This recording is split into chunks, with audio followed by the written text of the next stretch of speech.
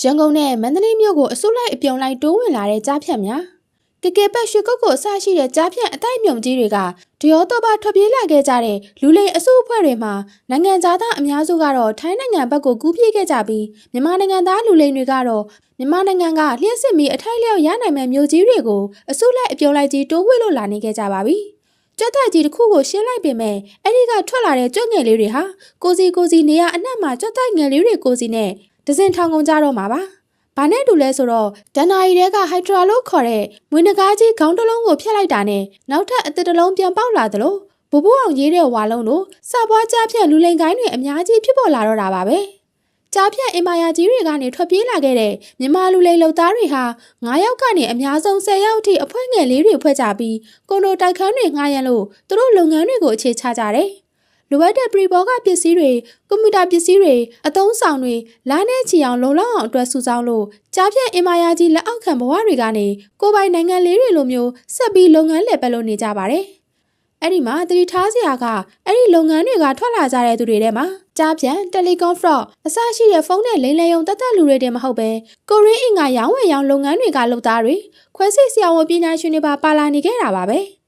ဒီလုပ်ငန်းနဲ့ယင်းနှီးကျွမ်းဝင်အသားကျနေခဲ့တဲ့ပုံကိုယ်တွေဟာအစပိုင်းမှာတော့အင်မတန်များပြားတဲ့ငွေကြေးပမာဏကြောင့်ဒီလိုလူမဆန်တဲ့လုပ်ငန်းကိုလုပ်ခဲ့ကြတာဖြစ်ကောင်းဖြစ်ပေမဲ့နောက်ပိုင်းမှာတော့ခွဲရစိတ်ရဖြစ်ရတောက်ရတာလူတွေကိုနှိမ့်ဆက်ညှဉ်းပန်းရတာတွေအပေါ်စိတ်တရားမှုကနေတားကောင်တွေရဲ့အော်ညင်းတန်တိုးရှိုးတောင်းပန်တန်တွေကိုကျင့်တဲ့ပျော်ရွှင်မှုကနေစိတ်ကျင့်တဲ့ပျော်ရွှင်တတ်ကြတဲ့သူမျိုးတွေအဖြစ်ပြောင်းလဲလာသူတွေဖြစ်တာမို့ဒီလိုလူမျိုးတွေကလူပေါင်းအဖွဲ့အစည်းတွေကိုပြောင်းလာကြပြီဆိုရင်တာမန်လူဘဝနဲ့နေနိုင်တော့မှာမဟုတ်ပဲဒီလိုရရဆက်ဆက်ခွဲစိတ်တက်ဖြတ်မှုတွေကိုဆက်ပြီးကျူးလွန်ကြအောင်မှအသေးကြပါပဲအခုဒီဗီဒီယိုလေးမှာတော့ကပတ်ရွှေကုတ်ကိုကစကောင်းကွဲလာတဲ့မြန်မာလူလိမ်တွေကြောင့်မြန်မာနိုင်ငံအတွင်းနေထိုင်ကြတဲ့ပြည်သူတွေပေါ်ကိုနောက်ဆက်တွဲအကျိုးဆက်တွေတက်ရောက်လာနိုင်တော့မယ့်အကြောင်းကိုနိုင်ချွတ်ရှာဖွေစူးစီးတင်ဆက်ပေးသွားမှာပဲဖြစ်ပါတယ်မင်္ဂလာပါမိတ်ဆွေတို့ခုခန်းစားနာတော်သားဆင်ကြည့်ရှုနေကြရတာကတော့ဘာမီမီဒီယာဗာစ်ကတင်ဆက်ပေးနေတဲ့ဗီဒီယိုကွန်တက်လေးပဲဖြစ်ပါတယ်ရွှေလန်းချမ်းမြေ့ကြပါစေရှင်ရွှေကုတ်ကိုဒေသမှာရှိတဲ့ကြားဖြတ်အတိုက်မြုံကြီးကို BFT တပ်ဖွဲ့ဝင်ဒုတိယဗိုလ်မှူးကြီးနိုင်မောင်စောကအပေးပိုင်ရှင်းလင်းရေးဆောင်ရွက်တော့မယ်ဆိုတဲ့သတင်းနိုဝင်ဘာ18ရက်နေ့မှာထုတ်ပြန်ခဲ့ပြီးတဲ့နောက်မှာတော့နိုင်ပိုင်းအတွင်းမှာပဲရွှေကုတ်ကိုဒေသမှာရှိတဲ့ကြားဖြတ်တွေဟာပျော်စိတ်တွင်းကိုဆွလိုက်လို့ထွက်လာတဲ့ပျော်စိတ်ကလေးတွေလိုအထုပ်ကိုစီအိတ်ကိုစီလေးတွေဆွဲလို့အဆောက်အုံတွေထဲကနေထွက်လာခဲ့ကြတာကို TikTok ဗီဒီယိုအတူလေးတွေရိုက်တင်ရကနေစလို့ online ပေါ်မှာပြန့်နှံ့ခဲ့ပါတယ်အော်တိုဘာလ22ရက်နေ့ကလည်းတက်မတော်ကဝင်ရောက်စီးနှင်းမယ်ဆိုတဲ့သတင်းကြောင့်KKဘက်ကကြားဖြတ်လုပ်ငန်းလုပ်တဲ့လုပ်သားတွေအစုလိုက်အပြုံလိုက်အခုလိုပဲထွက်ပြေးကြတဲ့ဖြစ်စဉ်ဖြစ်ခဲ့မှုပါတယ်။နိုင်ငံသားကြားဖြတ်လုပ်သားတွေကတော့ထိုင်းဘက်ကနေတဆင့်သက်ဆိုင်ရာနိုင်ငံတွေကိုထွက်ပြေးကြတဲ့အကြောင်းထိုင်းသတင်းဌာနတွေကမ္ဘာမီဒီယာတွေမှာကြည်ကြံပြန့်ဖော်ပြခဲ့ကြပေမဲ့ဒီလုပ်ငန်းတွေထဲမှာရှိတဲ့မြန်မာနိုင်ငံသား professional လူလိမ်တွေဘယ်ကိုရောက်ကုန်ကြသလဲဆိုတာမီဒီယာတွေမှာမမြင်တွေ့ခဲ့ရပါဘူး။တကယ်တော့KKပတ်ရဲ့ကြရက်ကြောင့်အထုပ်ပိုက်ထွက်ပြေးကြရတဲ့လူတွေထဲမှာမြန်မာနိုင်ငံသားလူလိမ်ဆရာကြီးဆရာမကြီးတွေလည်းအများကြီးပါလို့နေခဲ့ပါတယ်။ KKပတ်ရဲ့အစုလိုက်အပြုံလိုက်ထွက်ပြေးမှုဖြစ်စဉ်ဖြစ်ပွားခဲ့ပြီးတဲ့နောက်မှာကြားဖြတ်လုပ်ငန်းလုပ်တဲ့ဆရာကြီးဆရာမကြီးတွေလိုက်လွင်ပြီးအိမ်ကမိဘတွေစိတ်မပူကြပါနဲ့လုပ်ငန်းကရှိနေပါသေးတယ်။အခြားကြားဖြတ်ယုံတွေကိုပြောင်းကြတာပါ။ကြားဖြတ်အလုပ်ဆိုတာကင်းချင်များလို့ပဲလက်တစ်ချောင်းပြုတ်ယုံနဲ့ဘာမှမဖြစ်သွားဘူး။ကြံချီလက်တွေကဆက်ပြီးလက်ပတ်နေတော့မှာပဲဆိုပြီးလူလိမ်လုံစားရတာကိုမရှက်မကြောက်အွန်လိုင်းပေါ်တက်မျက်နှာပြပြီးလုပ်ငန်းကောင်းမွန်နေစေဖြစ်ကြောင်းလူလိမ်အပေါင်းကိုမိုတီတက်ပေးခဲ့ကြတာကိုလည်းမြင်ခဲ့ကြရပါတယ်။တကယ်တော့ဒီမိုတီတွေရဲ့နောက်ွယ်မှာကြားဖြတ်လုပ်သားတွေကိုပြန်စုစည်းပြီးကိုရက်တစ်ခုဖန်တီးခြင်းနဲ့မက်ဆေ့ကရှိလို့နေခဲ့ပါတယ်။ဥပမာကြားဖြတ်ကြောင့်နေရာအနှံ့အပြားကိုထွက်ပြေးနေခဲ့ကြရတဲ့လုပ်သားတွေကိုသူတို့မသိသေးတဲ့သတင်းတစ်ခုပေးလိုက်နိုင်တာကြောင့်ဗီဒီယိုတင်လိုက်တဲ့အကောင့်ပိုင်ရှင်ကိုသတင်းဘာထူးသေးလဲဆိုပြီးကွဲပြားနေကြတဲ့မြန်မာကြားဖြတ်လုပ်သားတွေကဝိုင်းဝန်းပြီးဆက်သွယ်ကြတော့မှာပါအဲ့ဒီလိုဝိုင်းဝန်းဆက်သွယ်ကြတဲ့အခါကျရင်ဆက်ပြီးလုပ်ငန်းလက်ပတ်နေတဲ့ကြားဖြတ်ယုံတွေကိုပွဲစားကယူပြီးပို့ရင်ပို့ဒါမှမဟုတ်သူတို့ကိုယ်တိုင်တီထောင်မဲ့ကြားဖြတ်အသေးစားလေးတွေအတွက်လူစုတာမျိုးလုပ်ရင်လုပ်အစရှိသဖြင့်လုံးလို့ရတာမို့ရုပ်လုံးထွက်ပြပြီးမိုတီဗီဒီယိုထတင်ခဲ့တာပါ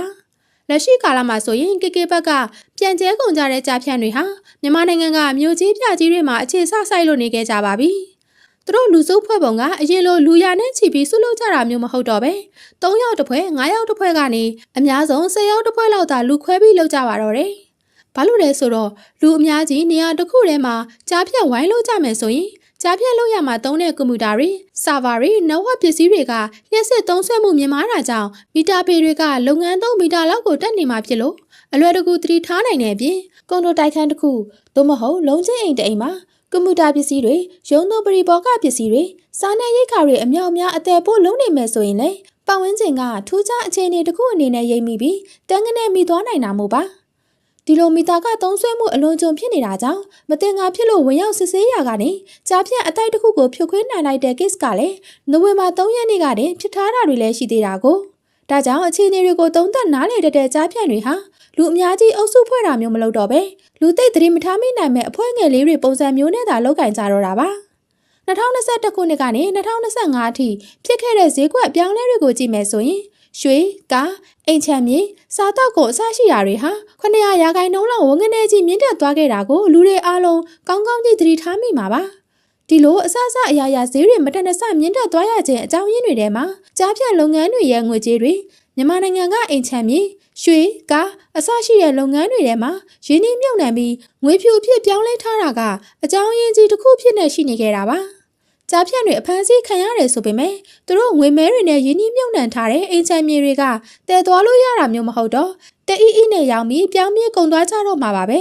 ဒီတော့အိမ်ချမ်းမြေဈေးတွေဟာတိတ်မကြခင်ကာလအတွင်းမှာပဲလေပူပေါင်းကြီးကိုအနဲ့ထိုးပေါက်သလိုတော့မဟုတ်ပဲကားတရာကိုတန်ဆူးထားသလိုတအီအီနဲ့ပြိုကျသွားနိုင်တယ်လို့စီးပွားရေးပညာရှင်တွေကခန့်မှန်းလို့ထားခဲ့ကြပါတယ်နောက်ပြီးဒီလုပ်ငန်းမှာရက်ဆက်တဲ့ရာဇဝတ်မှုပေါင်းစုံကျူးလွန်ခဲ့တဲ့စစ်တစတပိုင်းရာဇဝတ်သားတွေဟာလည်းလူထုကြားကိုရောက်လာကြတော့မှဖြစ်လို့အရင်ထပ်ပို့ပြီးသတိကြီးကြီးထားဖို့ပို့လို့နေပြီဖြစ်ကြောင်းသတိပေးပြောကြရင်ဗီဒီယိုလေးကိုဒီနေရာမှာပဲအဆုံးသတ်လိုက်ပါရစေအဆုံးထိကြည့်ပေးခဲ့တဲ့အတွက်ကျေးဇူးအများကြီးတင်ပါတယ်ဘာမိမီရာဗတ်စ်ပါ